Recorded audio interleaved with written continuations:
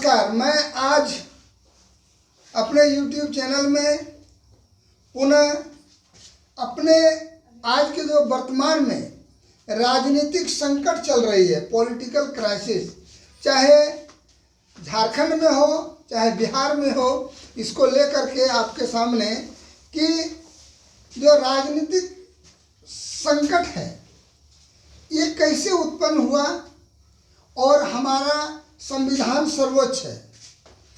जैसा कि हम जानते हैं कि भारत का संविधान सर्वोच्च माना जाता है और कोई भी कानून संसद ऐसा नहीं बना सकती है जो कि संविधान की सर्वोच्चता पर आघात पहुंचाता हो।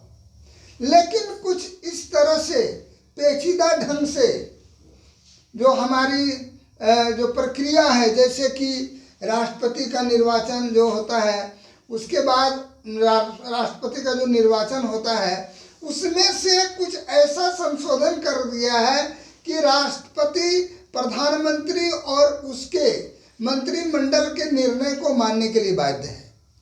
यदि एक बार प्रधानमंत्री और उसके मंत्रिमंडल के निर्णय को राष्ट्रपति नहीं मानते हैं तो दोबारा पुनः यदि उसी रूप में या संशोधन करके इसको प्रस्तुत किया जाए तो इस बार राष्ट्रपति को अपनी मुहर लगानी ही होगी।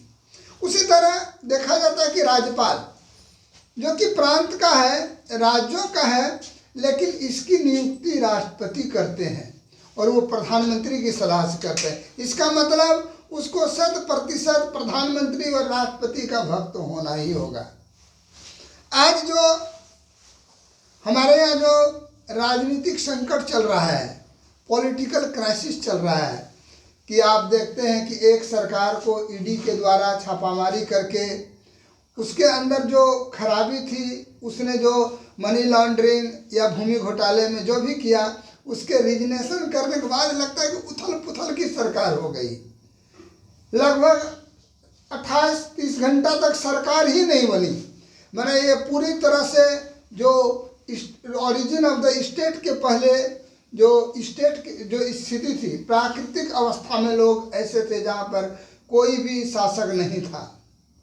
वैसे लग रहा था कि यहाँ पर कोई शासक ही नहीं है, या तो गवर्नर का रूल होना चाहिए या कोई एक्टिंग चीफ मिनिस्टर होना चाहिए। इस तरह की बातों में बहुत समय राज्यपाल की भूमिका संदेह के घेरे में आ जाती है। लोग राज्यपाल के ऊपर तरह तरह की उंगलियां उठाने लगते हैं कि लगता है कि 356 का दुरुपयोग होने जा रहा है।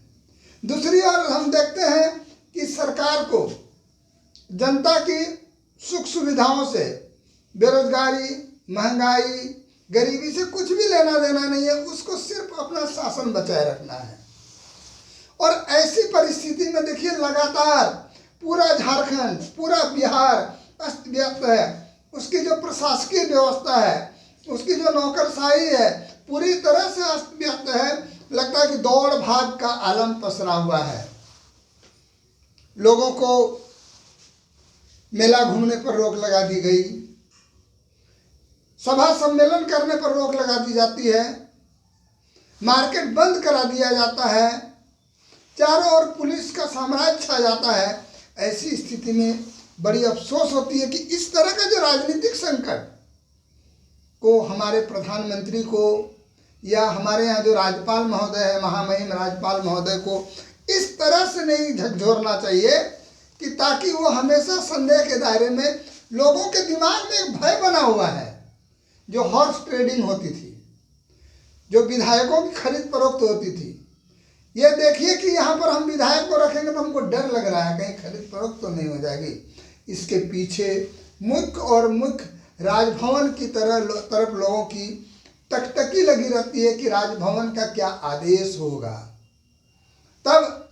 और राजभवन को भी लगता है कि हमारा सुप्रीमो जो पीएमओ है, प्रधानमंत्री हाउस जो है, प्रधानमंत्री और हमारे राष्ट्रपति प्रधानमंत्री का क्या आदेश होगा, गृह मंत्रालय का क्या आदेश होगा, जो मैं पुनः वहाँ पर आदेश दूँ। और आप देखते हैं कि उठापटक के बीच झारखंड में जो नए मुख्यमंत्री को शपथ ग्रहण के लिए बुलाया गया, लेकिन कुल मिला के भय का आलम है। दौड़ भाग है, इससे पूरी तरह से राजनीतिक अस्थिरता है, जो कि हमारे देश के विकास की गति को 100,000 किलोमीटर पीछे धकेल रही है।